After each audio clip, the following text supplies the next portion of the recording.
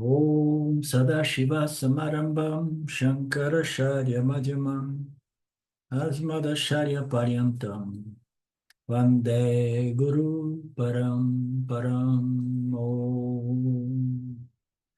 Om Shanti Shanti Shanti and Namaste. Welcome. Keno Mantra 1.3 page, as I just said, 68 at the bottom there. Actually, middle. The mantra 3, we have the last translation I got, which is a better translation, has combined the verse 3 and 4 in one single one. Okay, and there is a verse 3. The I does not go thither, out there or over here. So nor the speech nor the mind. So the mind does not need to travel to get knowledge, or to the eye does not need to go out there to see things. It's very mysterious to contemplate on the nature of vision, and as well as the other sense organs. Everything is so mysterious in terms of Brahman and Ishvara, no? And its creation. We do not know it. We do not understand how anyone can teach it. So this is the verse 3, if we break it, okay? He just he presents how the wonder of trying to contemplate on God's creation, to try to understand what is the true nature of this divine principle as put here in this Kenopanishad. The eye does not go out there or over here, over there, it does not need to travel. No, but if there are some obstacles the eye cannot see, but the objects, appear within the eye of the eye, which is the mind, but everything is happening due to the blessing coming from the divine spirit, divine principle, Brahmana consciousness. The why does not need to go there. The speech does not need to really go anywhere. Neither the mind. We do not know it. We don't understand how these gurus can teach it. It's a very interesting way to put it. So it's just playing, I mean, the teachings are very simple. We need to play with words and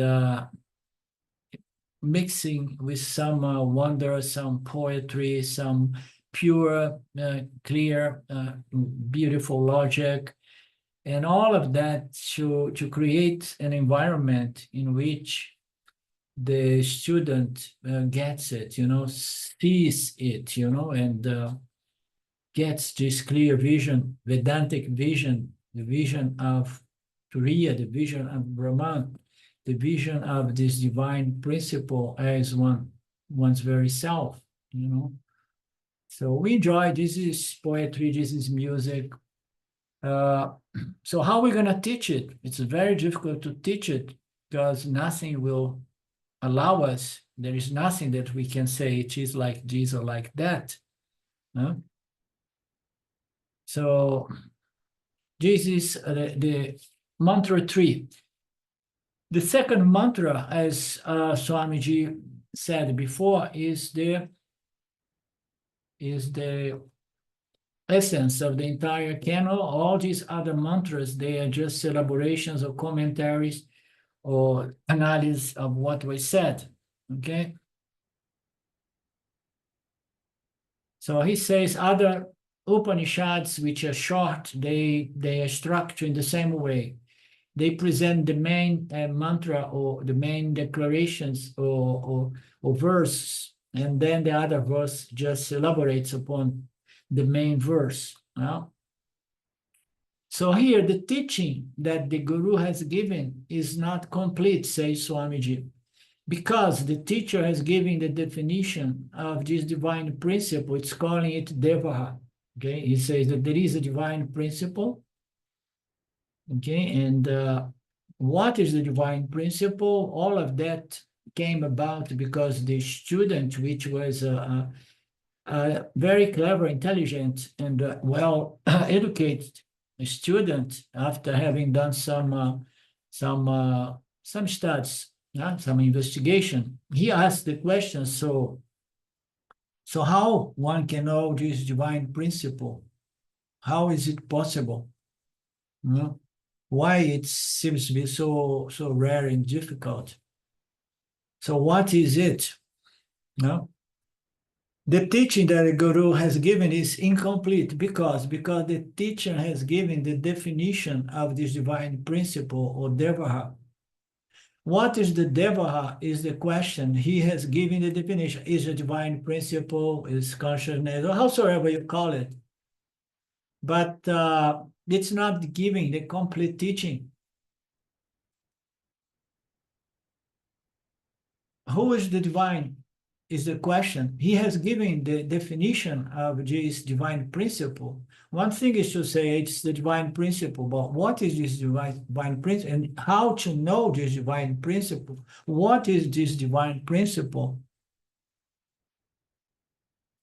It is the divine principle within the body which makes all organs alive, but the teacher has not pointed out how to identify the divine principle.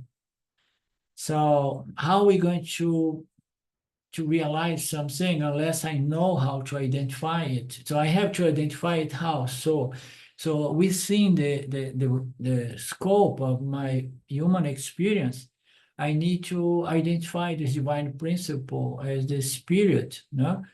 Pervading, permeating, vivifying the body-mind complex. So I need to know how I'm going to identify. The first thing is identifying it. But you can only identify if you know what it is. Yeah. So people will have to say, oh, it's like this and like that. Okay, so you gave me some hint. And now I can go around, see if I identify it, if I find it. No? So what is the mode by which this divine principle can be identified? That mode is called pramana. It has not been mentioned. Only lakshanam has been mentioned. So it said what it is, but it has not said the way you should go about to identify it. So to know something, we require both lakshanam and pramanam, okay? There is a maximum lakshanam pramanaya avatsu siddhi. Suppose I ask you to bring one of the objects from the room which has several similar objects. So there are several objects there, and then someone asked me, please bring me the chair from the hall. If I do not, if one has to know the chair and bring the chair, two things are required. First, he should know what a chair is. Now, if you tell somebody who does not know what a chair is, so it's not going to be able to bring the chair. It has the pramana to see all the objects, but there is no pramana to identify which one of those objects is the chair. First, we should know what a chair is. What are the features of a chair? You know, 4 legs and 3 legs or so on. What means a chair? The features must be known. The features are called in Sanskrit lakshanam. The features by which you describe a thing as that thing. If a person does not know the features of a chair, like in the example, so lakshana yana abhaher, he will go to the hall, and in the hall he will find table is there, chair is there, so many objects are there. So he will not know which one of those objects is the chair. He needs to know the features. What defines the features by which you define a chair as a chair, a table as a table. A chair has 4 legs, a table has 4 legs as well. So you have to go through the nuance of these features so that you can properly identify a thing. Either he must already know what is a chair, or he should be told, you know? I should explain the feature of chair and so on. I say it's something with four legs, and then the guy goes there and sees the table with four legs as well, and then he scratches his legs and comes back. So I found more than one thing there with four legs. So I need further features, you know. So we need to have a good set of features so that we don't fall in any mistaken identification. Anyway, what is the first condition to bring the chair to outside? No? So Lakshana Yana is required. You need to know the features of this chair. What defines a chair as a chair? He must also have a relevant sense organ to spot the chair, because he goes there, he sees, because he has a good vision, and then he sees desk, tables, chairs, and all kinds of things. He sees everything. That pramana is good, but he does not have the lakshana, the lakshanam pramana, which is the knowledge pramana of the features of the chair. So he must have a relevant sense organ to spot the chair. So a person should not be blind, for example. No, he should have a functioning eye. So there are several pramanas involved if we want to expand this analysis. So he needs to have also what? Light. If he goes there in the dark without any electrical power, he's not going to be able. So light, we know, is a beautiful pramana, a means by which we know things. Knowledge as well, a means by which we know things. The eye is another pramana, a means by which I can see things and so on, and know things. So he knows the definition, okay, but I don't have the eyes. Oh, no, I can go there, touch everything. It's a little bit more difficult. You have to be an expert. You have to be a blind person with a lot of expertise to go there and to identify the features of a chair, as distinguished, as different from the desk or the table. So if he's a blind person, it's big trouble. So as we know, there are different pramanas, means by which we can identify something. An eyed person, a person with vision, cannot bring a chair if he does not know the chair. So on the other hand, I have my eyes, but I don't have the knowledge that defines a chair as a chair. So you know what we are going here now, sense organs and knowledge. You go there, you're going to identify things of this world. But to identify the self, you need what? Sense organs and knowledge. No, you don't need sense organs, because the self is not an object available through the sensory perfection. You need only one pramana, as we know, and that pramana is the scriptural knowledge.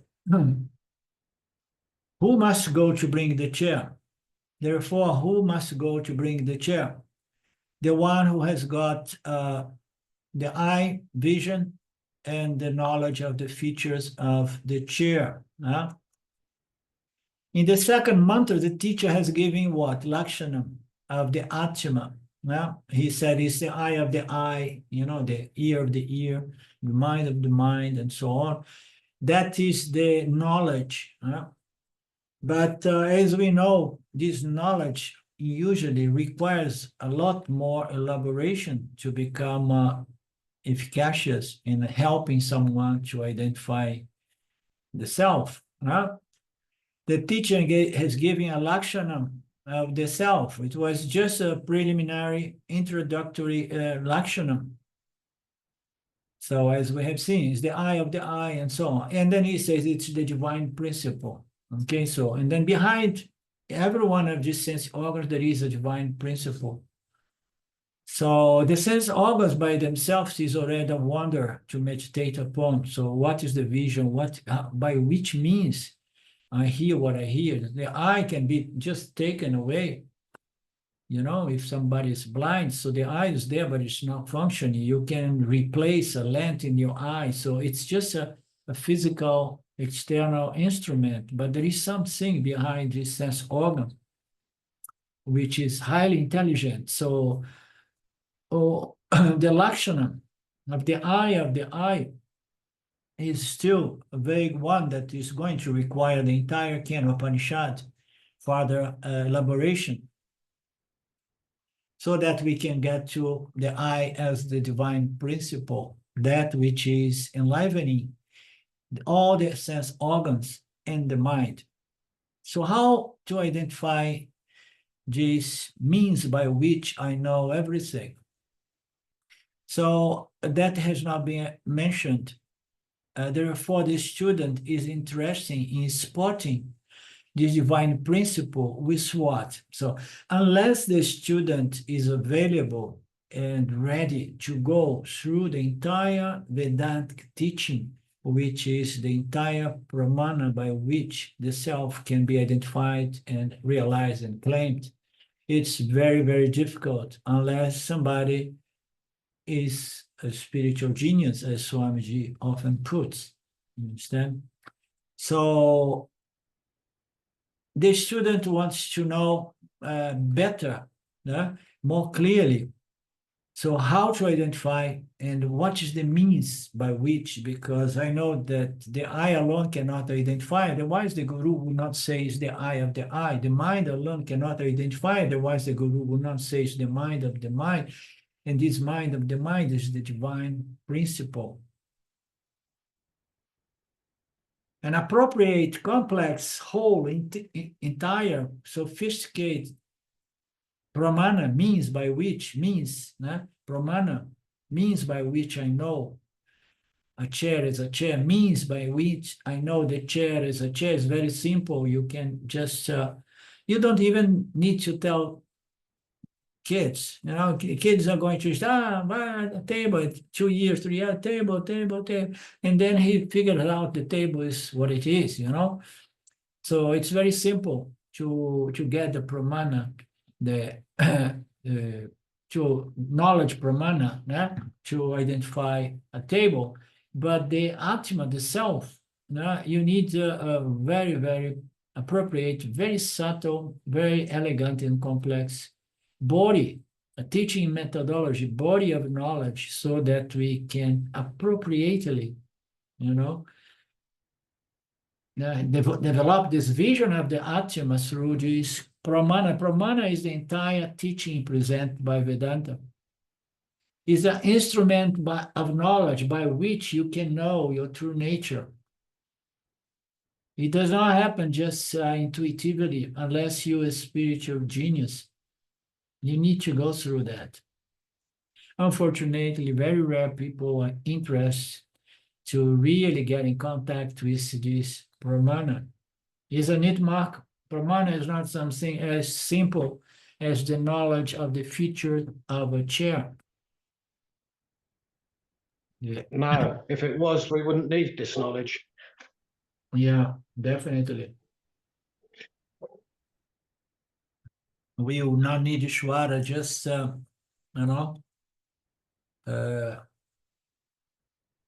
launching the scriptures to us. So he presents another example here with a surgeon, doctor, who is going to make a surgery because your pancreas is no good. He's going to do a pancreas transplant. I don't even know if they do pancreas transplant, but he had to do a surgery in the pancreas, for example. So he needs to know very well what is the pancreas. And he has to have the entire knowledge, not only to identify a pancreas so that he does not pull the heart or the stomach, but he needs the knowledge on how to do that surgery. He needs to identify, the students go about opening the bodies, and then this is the pancreas, this is it, so that later on they do not cut in the wrong spot. So similarly, how can we spot the Atma? Can we open the body to identify where is the Atma. So Ramana Maharshi used to say that it stays in the right side of the chest. He used to saw the heart, the spiritual heart on the right side. So that is open for discussion. We don't know exactly why Brahmana and among other people say that there is a center, spiritual center in the body. Because if there is a spiritual center, it belongs to the mysticism or esotericism of the Vedas now. But furthermore, it's so subtle that it's not going to help you to cut the body to look for this spiritual center. But Ramana used to present that as object for upasana. People once say, so I want to meditate on the self. And so tell me, where is the self located in the physical body? And then Ramana say, it's on your chest. And he used to say very simply and nicely, when you refer to yourself, what do? You just put your hands, say, I, myself. You put your hands on your chest and they say, it's here. Okay, so if you want a place to meditate upon the self, because you understand that the self is within the body and not the other way around, I will tell you it is on the right side of your chest, as if you have two hearts. This heart, this spiritual heart, is the size of the thumb. Okay, in the Kenopanishad, they talk about this right side heart as well. It's not that Ramana was only playing and trying to pacify the mind of some of his students. If you cut open the body, you will not be able to find this spiritual heart. You will never be able to identify this Atma in a scientific manner, such as you do with the medical school. Not only that, Jyotihi is also said. Can one see the Jyoti inside? What is the instrument to support the divine principle? So you are not going to find the heart, you are not going to find the divine principle. The teacher has given Lakshana, but has not given the means of knowledge by which you identify this divine principle, this Atma. No? When the teacher has not mentioned the instrument of knowledge, the body of knowledge, the complete body of knowledge, what will the student do? He will try to employ all the usual 5 sense pramanas, or 5 with the mind as well. He will employ the usual pramanas at our human disposal. I will try to throw all my instruments of sensory knowledge into this pursuit of the Atma. So the instruments of the sense organs and the mind is a kind of a 6th sense with which we can experience everything in this physical and subtle world. In duality, we experience things through the 5 senses and the mind. Therefore, either we will use the sense organs to look for it outside, or we are going to try to use the sense organs to sit in meditation, close the eyes, and try to find the Atma within. Where? In the right side.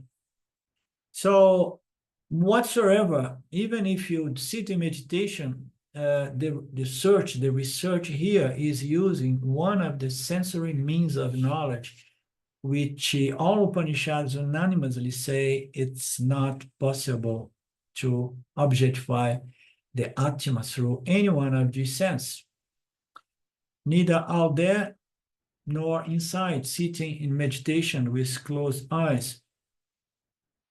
You are trying to know Brahman objectively, as if experiencing Brahman within or Brahman without, with the help of what instrument? The antakarana, the 5 senses and the mind. There are 2 things we do. Or we may try to get some data and try to do some inferential logic. So you can try to do it also in the academic, intellectual way, okay? Getting some informational knowledge, philosophical, howsoever you want to put it, and then draw some inference, logical inference, to try to understand it as you understand a mathematic equation. So that's what everybody's going to do. They are going to move into experiential meditation because they want to experience the Atma, or they become great philosophers, academics, how you say, in other words, yes, I forgot. You mean panditas? Yeah, pundits, yeah, thank you.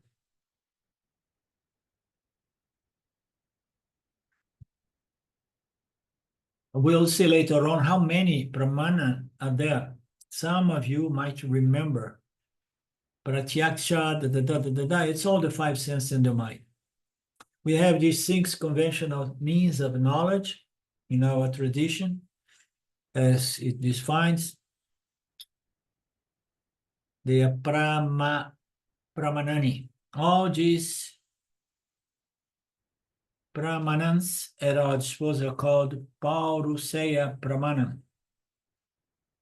Is the 5 senses in the mind which are available only for the human jivas in this planet. The student will attempt to know the Atma by looking outside or by meditating, searching for it inside. Meditating is going to make someone meditating, because it's going to become an exercise in madness until you lose it and you go mad, because you are never going to find the Atma that way. Outside, you can do the conventional scientific way, try to really go and look for God or this divine principle behind, quote unquote, behind the matter and energy. And then on a subtle way, you're going to try to meditate upon the Atma within, within, experientially, because you want to have an experience of this Atma. You'll never be able to identify this Brahman, this Atma, this divine principle. That is why I say Brahman experience through an instrument does not exist. Brahman experience through a process does not exist. Brahman experience does not exist, period. We don't have any instrument to experience Brahman. Why? Because we are using the conventional pramanas, 5 senses in the mind. Therefore, the teacher gives a warning. What's the warning? Negate the conventional pramanas. Negate this conventional pramana. Anything that can be accessed by any one of these pramanas, you must reject. Okay? Must negate. Not this, not this. This is the so-called net method. Now look at this Prata Kachu Gachati. The eye, it does not operate in the field of the divine principle. Oh, so bad. I cannot operate in that field. I want to. I cannot even operate with these eyes, in other realms or orders of reality, dimensions. So it only serves, these 5 senses serves only for this order in which we are. And it seems to be the best one to get self-knowledge and put an end to this game. So, but the eye does not serve that purpose. It does not operate or function to recognize this divine principle, the Atma. It's non-functional. So that's why Mundaka Upanishad, in the Mundaka, what was the definition of the Atma? it's very nice to remember at least the definition of the Atma given on each one of the Upanishads. That's a very nice homework for us here. Anyone who wants to do that, share with me, please. I know I am experienced too much from you. What was the definition? No, I know I'm expect too much. Yes, Swamiji. So what was the definition of Mundaka Upanishad? Many definitions are there, but the most important definition was given in the mantra 1.1.6 book. So you know why people taking sannyas? Because you can sit and stud without distraction, as we have seen. You have a lot of time available. And as you know, I don't suggest you to become a sannyasi. So in this mantra, in this mundaka, it appears that there is a suggestion there that one needs to become a sannyasi, okay? So you need to become a sannyas to really be able to identify and recognize and claim the self. People are taking sannyas for what? To have more time available. That's the idea. But now sannyasi does not work more because nowadays sannyas are busier than even grihastas. I don't know why, but never mind. That's why I do not recommend sannyasa anymore, says Swamiji. My definition of sannyas is what? Do not change ashram or place. Sannyas is P-O-R-T reduction. So anybody remember, anybody knows what port is? I never did the, Yeah, please. port is possessions, Okay. obligations, Just a moment. relations. I want you to write it down. Okay, Possessions, obligations, I see. Obligation, yes. relationships,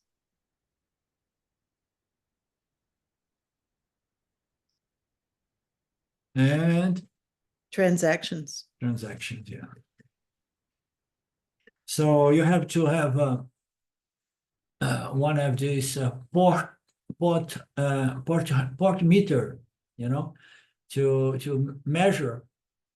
So how caught up in possessions, obligations, relations, and transactions, how caught up in samsara we are, even as a sannyasi. Sometimes, one is caught up according to Swamiji.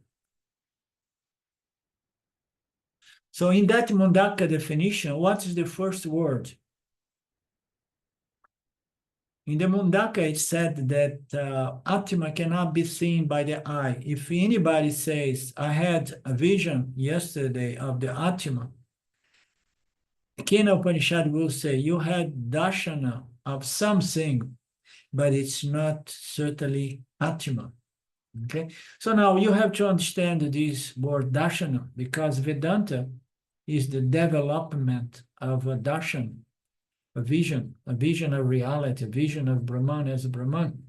And this vision is not available through the five senses and the mind, but it's available through a different pramana that sometimes is referred to as the third eye or the seventh pramana, let's say, or the sixth sense, you know. So Kenopanishad will say, you cannot really have a vision, a physical vision of the Atma through the eyes or through any other sense organ. The Upanishad negates all the other sense organs as well. And the entire Pancha Indriya, Pratyaksha, Pramana, Agocharam. So everything is negated as a means to identify and know the Atma. Once it's not available through any one of these means of knowledge, experience, not available. So all scientific methods are going to miserable fail as well. So if you know that sense organs are not going, the instruments we have are not going to be able to objectify and start the Atma, the divine principle or the spirit, and then it's useless you go into the field of science, because in science, everything there is based on perception inference. Of course, they amplify our perception with a lot of instruments, divine to amplify, or to see into the micro, and to see into the micro or to see into the macro. There are a lot of instruments to amplify our perception, but all of them are going to fail miserable. Therefore, science will always fail miserable in trying to identify the divine principle. All the scientific methods are based on data collected, data collection, with the help of what? Of the sense organs and the mind. So since the Atma is not available through this data collection, you cannot even collect data with respect to the Atma. Why? Because data collection occurs through the five senses and the mind. And furthermore, you collect data of anything, data of things that have attributes, qualities, properties, and so on, but the Atma is attributeless, as we know. So none of these will help. Therefore, all scientific method cannot function in the case of the spiritual, non-material principle. Science is very useful in regards to the material, physical world. We do not reject it. We know the limitations of all scientific knowledge. The proof is that most of scientific knowledge needs to be revised and correct in the future again and again. So to know the world, you use these scientific methods, five sense plus sensory perception and inference. But to know the Atma, it will never work. So forget about your sense organs and the mind. Leave them aside. Don't use them. Okay? Don't go into this endeavor of identifying and know the divine principle and using any one of these instruments at our disposal. So how the students are going to do that? The student feels really like at lost, So totally.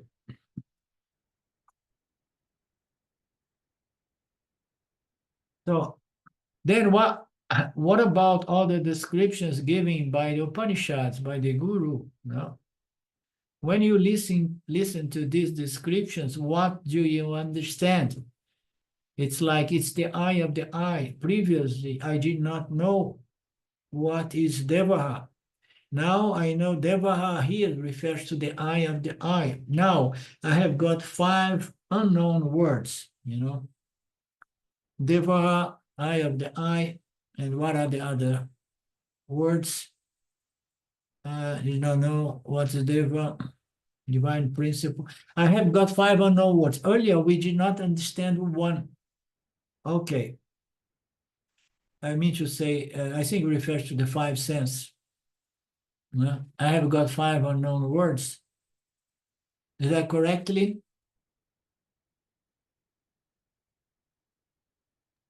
That's how I understood it, Arlinder.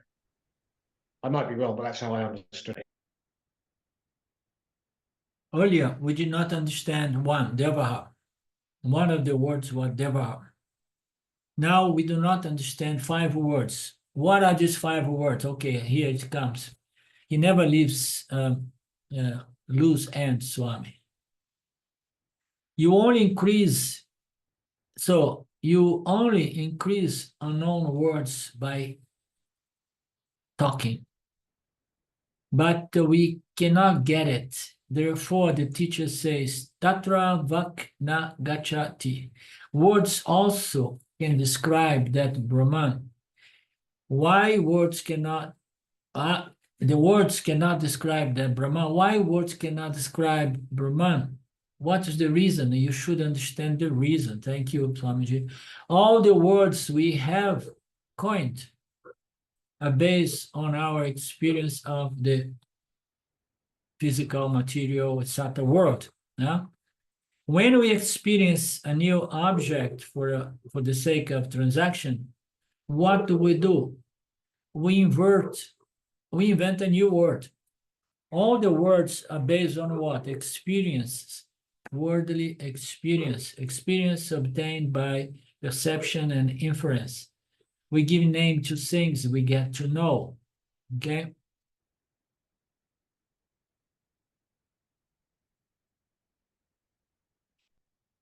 Okay.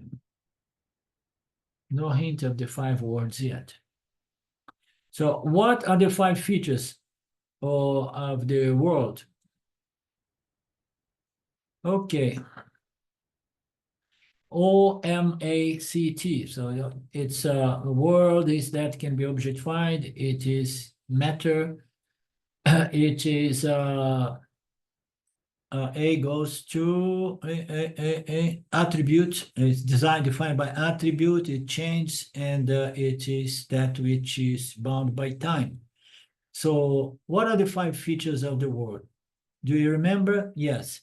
So never forget this OMACT, which is a new word I have coined to all of you. And I am hoping, and perhaps I will comment that you do remember OMACT, the 5 features of this world. The words are meant to describe this OMACT world. Saying what is Optima? Optima is non-OMACT. So we have seen that previously. Now, with the words which can describe the material world, you cannot describe the non-material Optima, the spirit.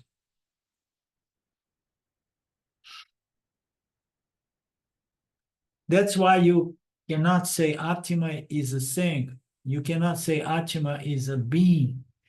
You cannot say Atma is energy. You cannot say Atma is an entity. Atma is a substance. Any concept is going to fail and try to describe the Atma. Yet there are lots of thoughts on the Upanishads trying to describe the features or the nature of this Atma. But fundamentally, no word is going to be helpful in producing a clear vision of this Atma. Yet there are so many words. Swamiji, just imagine how many words Swamiji has uttered in this past 50 years or 40 years. 50 years more or less. He started teaching early 20s. Now he's 71. So there are no words that are going to help us to define this non-material divine principle. Any word you use, you will think of what? One of things that you have known in the world, in the creation. Therefore, OMACT,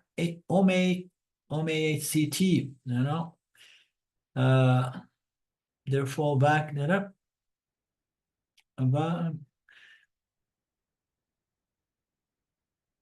It's a technical reason. So there is a lot of Sanskrit here. But the point to be understood here, again, it's not clear to me what are the 5 words. I think he meant to say the 5 letters of OMACT, maybe.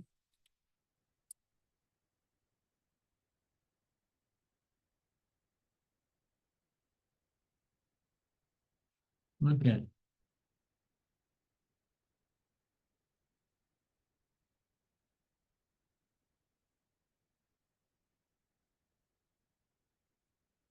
Because those words are present in Sanskrit. Okay, what are the 5 words? Shrotrasyam and and they are 1, 2, 3, 4 or 5 words. And see, but the more you talk about that, more you increase the unknowability. Because every word refers to something which is defined non-objectively in this apparent media order reality.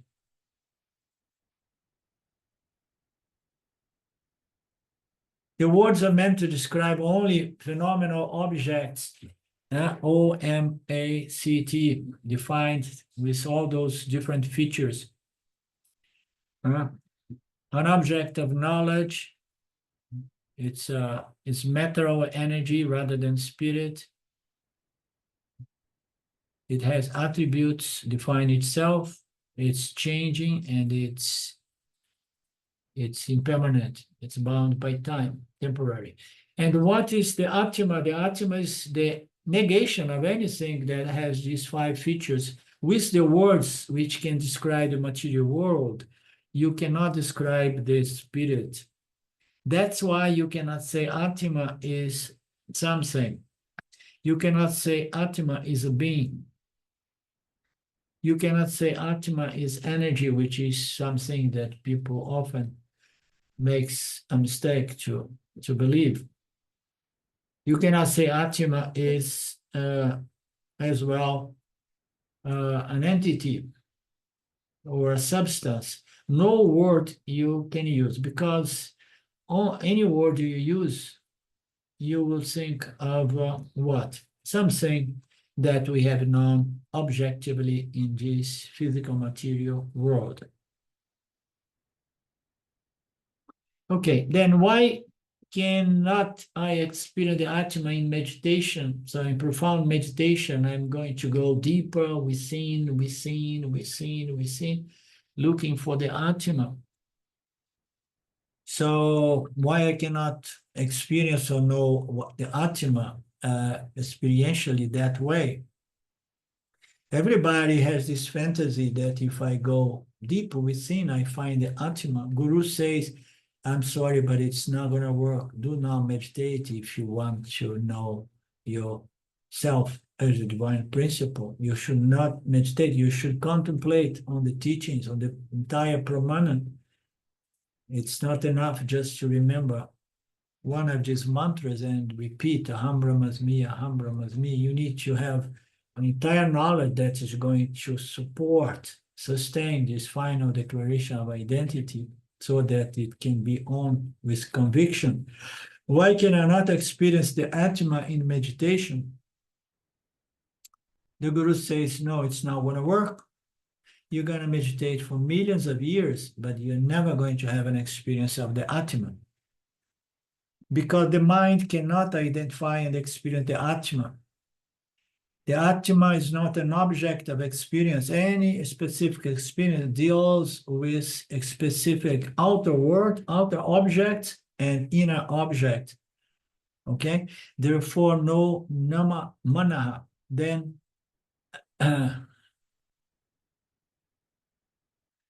therefore, you're never going to identify or experience. Then the disciple is disappointed. The disciple wants to know the divine principle, but the Guru is telling the disciple that unfortunately the instruments you have at your disposal, they are not proper. You have to leave behind all these instruments of knowledge. The entire life of the disciple was to get knowledge through these instruments, these pramanas. Now I say pramanas is not going to do it. And not even chanting, Purna Mataha. Now he said, no, okay, so if nothing will do, let's chant the closing mantra here, Purna Midana, and go home, because what I'm doing here, nothing is going to work. There is no pramana to know the Atma. But the Guru says, no, don't go home. Wait a moment. I do not know the pramana is, because no pramana will work for the Atma. So none of these usual pramanas, known pramanas by you, will work for knowing the Atma. It does not mean that there is no pramana to know the Atma.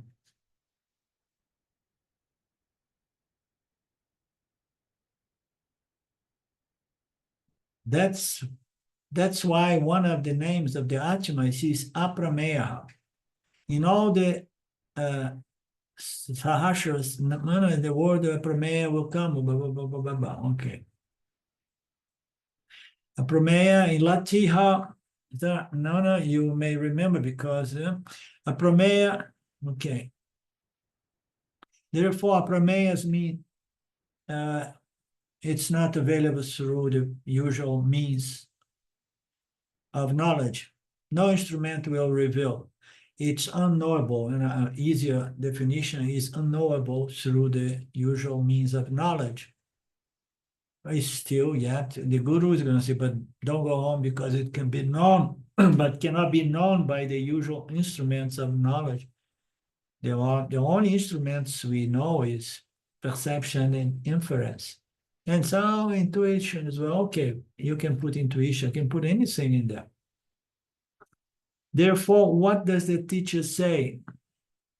Na vidamaha. I do not know any pramana which will reveal the Atma. And the disciple, very disappointed, wants to go home and put an end to the search for the Atma. I do not know. It's not that I do not know, but some other guru will know. He says, I do not know whether any other guru knows about a pramana to know this divine principle, because no pramana exists to revealing Brahman. So he's just trying to make some suspense here and say there is, there isn't, there is, there isn't, and then dramatizing the position of the student, say, so I go home, no, nothing's gonna help, and so on. So he say, no, just a moment, stay a little longer. If any pramana reveals Brahman, the usual five senses and the mind reveals Brahman, Brahman will become what? Aprameya, another object of knowledge available through the five senses and the mind. The Atma is aprameya. It's not available through the usual means of knowledge. Okay.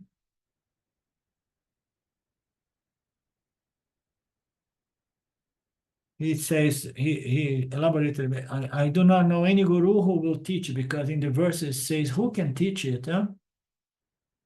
How can someone teach it? It's impossible. It's not knowable. It's unknowable. Huh? How can any guru teach this one?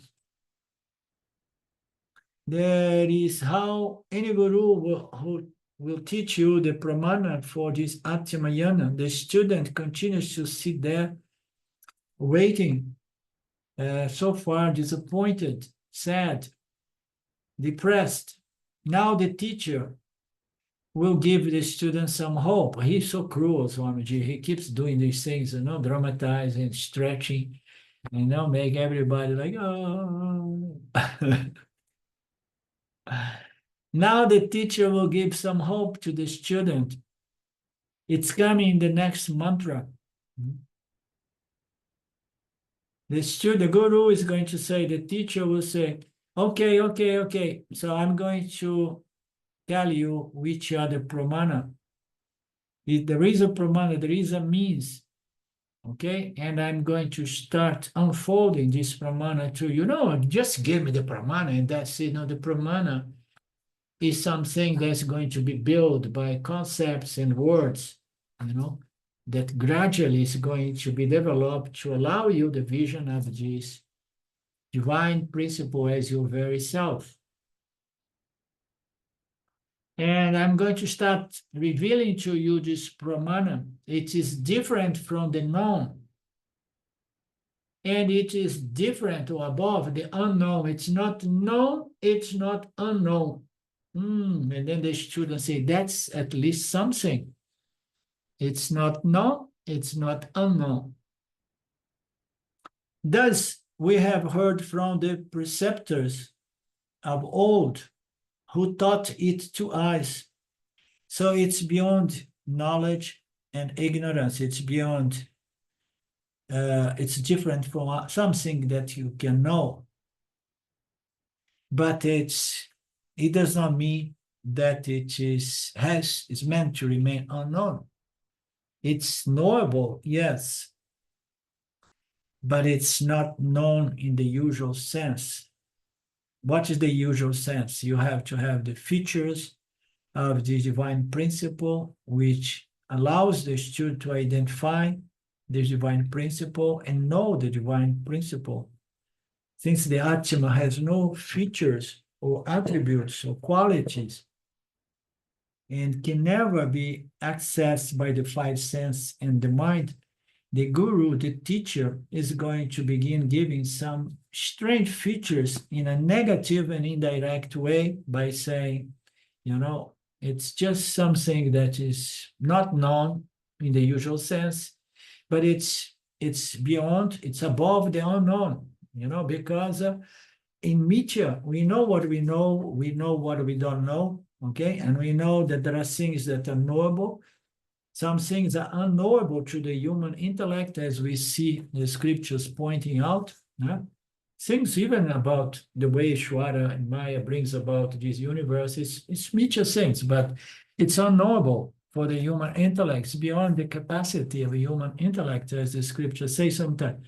But there is something that is above, which is known, and what is unknown, but is still knowable, but it's above knowledge and above ignorance, and not meaning to say that is unknowable.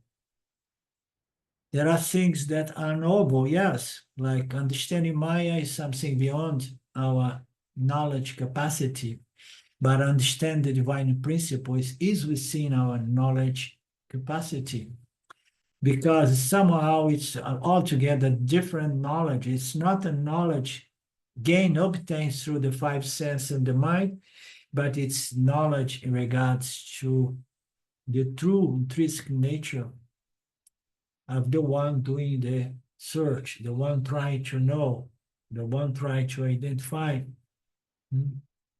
Thus, we have heard from the preceptors of our Sampradaya who taught it from the beginning of times. So, more of the same tomorrow. Okay? Anything from you guys? Well, it's just no wonder that there aren't 50 people in our satsang. I mean, this assignment is really something. It's a lot. Yeah, as I jokingly say, so Vedanta has destroyed my career as a guru. Especially if you want to present Vedanta without mixing it with some more syllable elements, such as psychology, among other things. Okay?